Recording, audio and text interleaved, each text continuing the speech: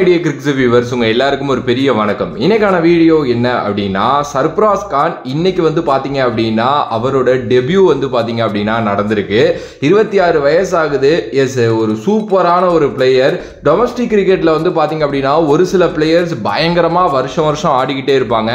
அப்படிப்பட்ட ஒரு பிளேயர் தான் சர்ஃப்ராஸ் கான். நிறைய பேருக்கு வந்து பாத்தீங்க அப்படின்னா அந்த இவர் ஒரு பெரிய கேள்வி இருந்துச்சு, ஏன் சர்ஃப்ராஸ் கான் இன்னும் இந்தியன் டீமுக்கு வந்து விளையாட மாட்டேங்கிறாரு, ஏன்னா டொமஸ்டிக்ல அவ்வளோ ரன் அடிக்கிறாரு அப்படின்லாம் சொல்லிட்டு எல்லாத்துக்குமே பதில் இன்னைக்கு கிடைச்சிருக்கு அப்படின்னே சொல்லலாம். எஸ், சர்ஃப்ராஸ் கான் பத்தி பேச ஆரம்பிக்கிறதுக்கு முன்னாடி அவங்க அப்பா நௌஷத் கான் இருக்காருல்ல, அவர் வந்து பாத்தீங்க அப்படின்னா ஒரு கிரிக்கெட் பிளேயர் ஒரு காலகட்டத்தில் மும்பைக்கு. ஓகே, அதுக்கப்புறம் அவரும் ஒரு பெரிய ஸ்டேஜ் ஆடணும்னு நினைச்சாரு, முடியல. ஸோ அதுக்கப்புறம் வந்து பாத்தீங்க அப்படின்னா கோச்சா மாறிட்டாரு. தன்னோட 2 பசங்களையும் வந்து பாத்தீங்க அப்படின்னா எப்படியாவது கிரிக்கெட் பிளேயர் ஆக்கிடணும் அப்படின்னு சொல்லிட்டு ரொம்ப ரொம்ப ரொம்ப அவரும் வந்து பாத்தீங்க அப்படின்னா கஷ்டப்பட்டுக்கிட்டு இருந்தாரு. இன்னைக்கு வந்து இந்த இந்தியாவோட கேப் கிடைச்சதுக்கு அப்புறம் நம்மளோட சர்ஃப்ராஸ் கான் அவங்க அப்பா கிட்ட கொடுத்ததுக்கு அப்புறம் அவர் வாங்கி அதை ஒரு முத்தம் இட்டாரு பாருங்க. அதுல அவரோட அந்த வலி எல்லாமே வந்து தெரிஞ்சிச்சு. இந்த ஒரு இதுக்காக தான் நான் பல வருஷம் போராடினேன், என் பையனும் பல வருஷம் போராடி இப்ப கடைசியா அந்த கேப், இந்தியாவோட கேப் என் கையில இருக்கு அப்படிங்கிற மாதிரி. அண்ட் நிறைய வந்து பாத்தீங்க அப்படின்னா இந்த பிரான்சைஸ் கிரிக்கெட் லைக் ஒரு ராஜஸ்தான் ராயல்ஸ், மும்பை இந்தியன்ஸ் இவங்கெல்லாம் கூட என்ன கோட் பண்ணி போட்டிருந்தாங்க அப்படின்னா இன்ஸ்டாகிராம்ல, இவங்க 2 பேரும் அந்த கேப்பை வாங்கிட்டாங்க, எஸ் தே ஆர் வின் அப்படிங்கிற மாதிரி வந்து பாத்தீங்க அப்படின்னா போட்டிருந்தாங்க. அது ரொம்ப ரொம்ப உண்மை. ஏன்னா சர்ஃப்ராஸ் கானை பத்தி பேசுறதுக்கு முன்னாடி ஒரு விஷயத்தை நான் டச் பண்ணிட்டு வரேன். நிறைய பேர் இப்போ வந்து பாத்தீங்க அப்படின்னா அஸ்வின் ஒரு வீடியோ போடுறாருன்னு வைங்க, இது மாதிரி கிரிக்கெட் ஆடுறது எவ்வளோ கஷ்டமா இருக்கு, தமிழ்நாடுல என்னென்னலாம் நடந்துகிட்டு இருக்கு அப்படின்லாம் சொல்லிட்டு அவர் போடுறாருன்னா கீழே போயிட்டு நிறைய வந்து ஒரு குறிப்பிட்ட கேஸ்ட் இருந்தால் தான் விளையாட முடியும் அப்படி இப்படின்னு நிறைய கமெண்ட்ஸ் வரும். அதெல்லாம் ஏதோ ஒரு பாலிடிக்ஸ் இருந்துருச்சு, இப்போ இருக்கான்னு எனக்கு தெரியல. ஏன்னா இப்போ டிஎன்பி எல்லாம் வந்ததுக்கு அப்புறம் வந்து பிளேயர்ஸ் எல்லாருமே தெரியுறாங்க. ஓகே, பட் ஆனால் இது எல்லாத்துக்குமே ஒரு ஆரம்ப புள்ளியா பேரண்ட்ஸ் சப்போர்ட் பண்ணணுங்க. ஒவ்வொரு வீட்லயும் இருக்கிற பேரண்ட்ஸ் சப்போர்ட் பண்ணா அந்த பசங்க எங்கேயோ போயிடலாம். எஸ், பெரிய எக்ஸாம்பிள் வந்து பாத்தீங்க அப்படின்னா இதுதான். ஆப்வியஸ்லி எஸ், அதாவது என்னால முடியாது, நான் ஒரு இதை சார்ந்தவன் அதை சார்ந்தவன் அப்படிலாம் இல்லை. நீங்க உங்க பேரண்ட்ஸை சப்போர்ட் பண்ண வச்சு எப்படியாவது விளையாண்டுக்கிட்டே இருந்தீங்க அப்படின்னா வந்துடலாம் எங்கேயாவது ஒரு இடத்துல. ஓகே, ஏன்னா அந்த உலகம் பார்க்குது இப்போ எல்லாருமே. ஓகே, ஸோ சர்ஃப்ராஸ் கான் இன்னைக்கு அவர் சூப்பரா விளையாண்டாரு, செஞ்சுரி அடிக்க முடியல, ரன் அவுட் ஆயிட்டாரு, அதெல்லாம் வேணாம். அதெல்லாம் வந்து அவர் டெபியூ ஆனதே பெரிய விஷயம். அதுல அவர் நல்லா விளையாண்டு 50 அடிச்சது அதை விட பெரிய விஷயம். ஓகேவா? ஸோ ஒரு கடந்த ஒரு 4-5 வருஷமா பாத்தீங்க அப்படின்னா ஃபர்ஸ்ட் கிளாஸ் கிரிக்கெட் ரஞ்சில வந்து பாத்தீங்கன்னா கண்டினியூஸா நிறைய ரன் அடிச்சிருக்காரு. 900 ரன்கள் அடிச்சிருக்காரு ஒரு சீசன்ல, 700 ரன், 800 பிளஸ் ரன் அடிச்சுக்கிட்டே வந்துட்டு இருந்தாரு. இவருக்கு ஏன் வாய்ப்பு கிடைக்கலன்னு கேட்டப்போ எல்லாருக்குமே நிறைய ரீசன் சொன்னாங்க. என்னன்னா அவரோட ஃபிட்னஸ் இஷ்யூ வந்து பாத்தீங்க அப்படின்னா சொன்னாங்க. அதுக்கப்புறம் வந்து அவருக்கு கொஞ்சம் ஆட்டிடியூட் வந்து தப்பா இருக்குங்கிற மாதிரி ஒரு டைம் ரிப்போர்ட் பண்ணியிருந்தாங்க. என்ன மேட்டர்னா செலக்டர்ஸ் வந்து உட்கார்ந்துருப்பாங்க, இவர் பாட்டுக்கு ஒரு செஞ்சுரியை போட்டு செலக்டர்ஸை பார்த்துட்டு கை காட்டுறது, தொடைய தட்டுறது, இது மாதிரி ஏதாவது பண்ணி விட்டுருவாரு.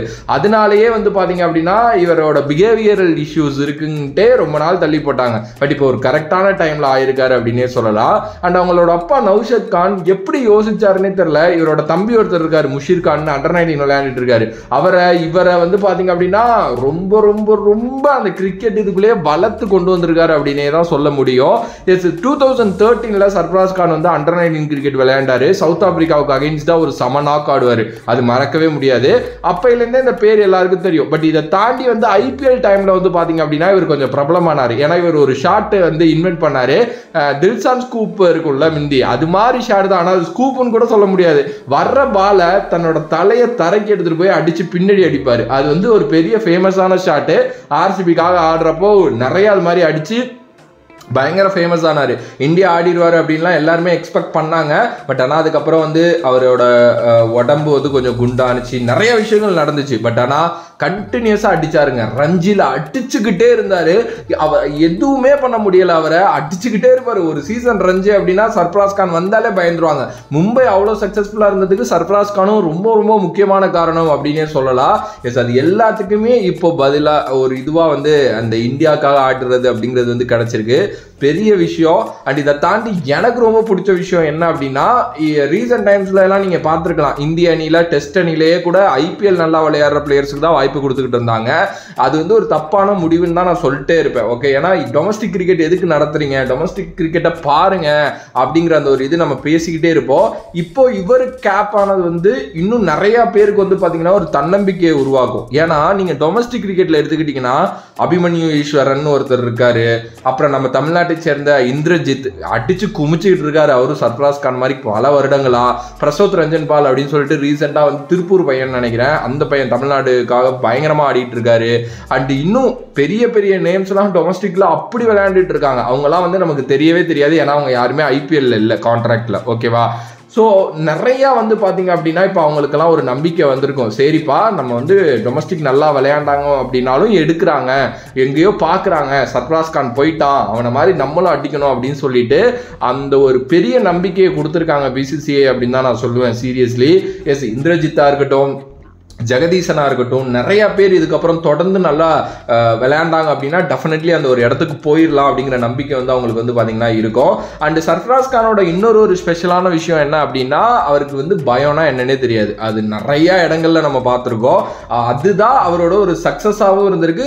சம்டைம்ஸ் அதுதான் வந்து பார்த்தீங்கன்னா அவரை கொஞ்சம் டவுனாகவும் ஆக்கியிருக்கு. எஸ், ரிஷப் பண்ட் இல்லை அப்படிங்கிற பட்சத்தில் வந்து பார்த்தீங்கன்னா அந்த பயமறியா ஒரு கிரிக்கெட் விளையாடுற ஒரு பையனாக தான் சர்ஃப்ராஸ் கான் எனக்கு பார்க்குறப்ப இருக்கு. 26 வயசு தான் ஆகுது, கரெக்டான நேரத்தில் டெபியூ அப்படின்னு நினைக்கிறேன். ஒரு சூப்பரான middle order batsman. And kudos to ராகுல் டிராவிட் அண்ட் ரோஹித் சர்மா, பிகாஸ் அந்த ஸ்டேயஸ் ஐயர் அவங்களே பிடிச்சி தொங்கிட்டு இல்லாமல் சர்ஃப்ராஸ் கானுக்கு ஒரு வாய்ப்பு கொடுத்தாங்கல்ல, அது வேற லெவல் மேட்டர். சீரியஸ்லி பார்ப்போம், அவர் வந்து சக்ஸஸ் ஆயிடுவார். ஏன்னா அவர் வந்து நிறைய ஃபர்ஸ்ட் கிளாஸ் கிரிக்கெட் விளையாண்டுருக்காரு. அண்ட் நிறைய அந்த டெஸ்ட் ஃபார்மேட்டில் வந்து அவர் வந்து ஒரு எப்படி சொல்றது, ஒரு ஹீரோ மாதிரி அவருக்கு தெரியும் எப்படிப்பட்ட கேமை எப்படி எடுத்துகிட்டு போகணும் அப்படின்ட்டு.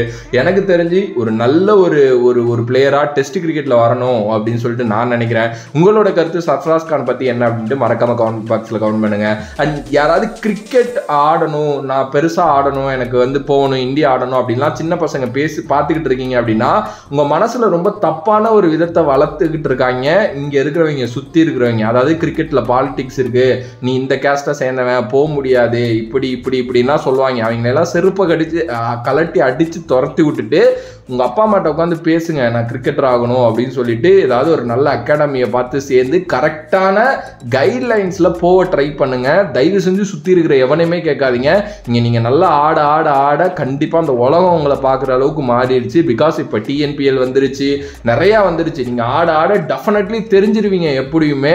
அப்படிலாம் உங்களை ஒதுக்கவே வந்து பாத்தீங்க அப்படின்னா முடியாது. எஸ், இப்படி பேசுறவங்க எல்லாருமே ஏதாவது படத்தை பார்த்துட்டு அப்படிதான் பேசிட்டு இருக்காங்க. அதெல்லாம் நடக்கவே இல்லைன்னா நான் சொல்லலை, நடந்திருக்கு ஒரு காலகட்டத்தில்.